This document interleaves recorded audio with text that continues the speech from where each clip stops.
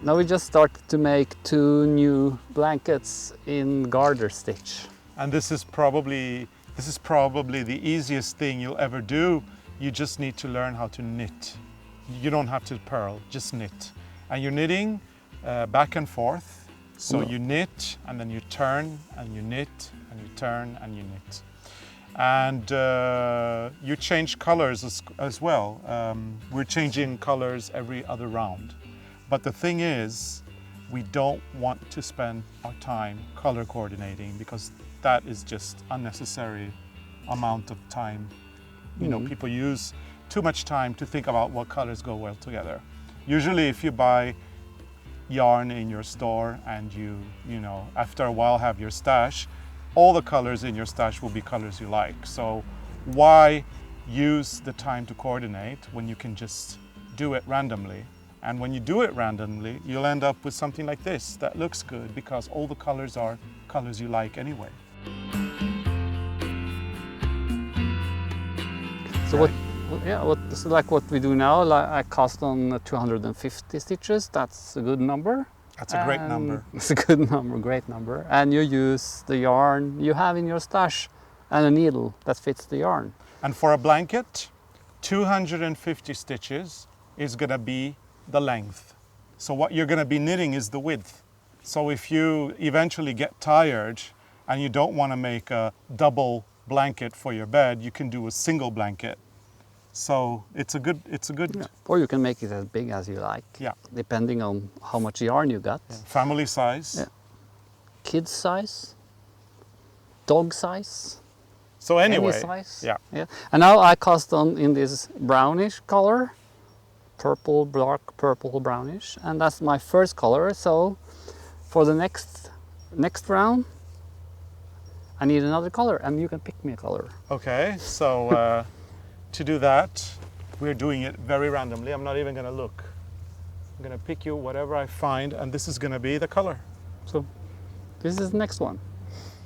I've actually done a little bit more than Arne in my blanket. So for once, I'm further ahead than you are, which is a first.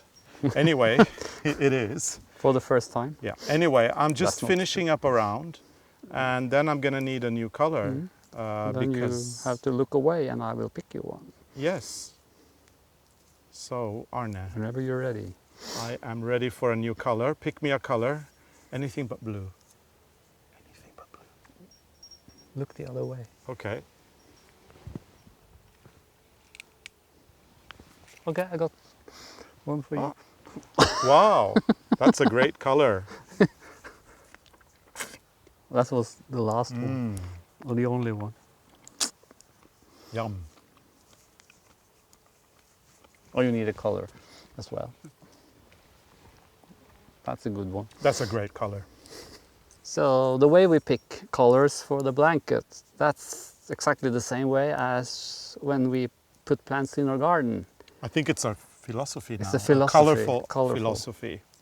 Because we don't have a plan. It's not like we put one color next to the other or have one type of colors in in the garden. We put all the flowers we like. Actually, we fill our beds with flower, as you can see all over here. There's tons and tons of them. And sometimes we don't even know what we're planting because they come from little seeds. So you never know until they start to grow. So that's why also plants move around a lot, because they need more space. And the plants that are getting really big, we just let them grow as big as they can, because we're so happy that anything will grow in our garden, because we're high up in the mountains. And another fun thing is the columbines, because we have a lot of columbines in our garden, and they tend to move around by themselves. Sometimes they even mix with other columbines, and suddenly you have columbines that originally are just hybrids of two different sorts, So new colors. Every summer there are new color combinations on the columbines, and you can't plan that.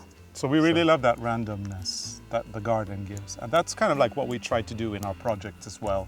Keep it a little bit flexible, keep it a little bit random. Nothing's wrong and nothing's right. Yeah.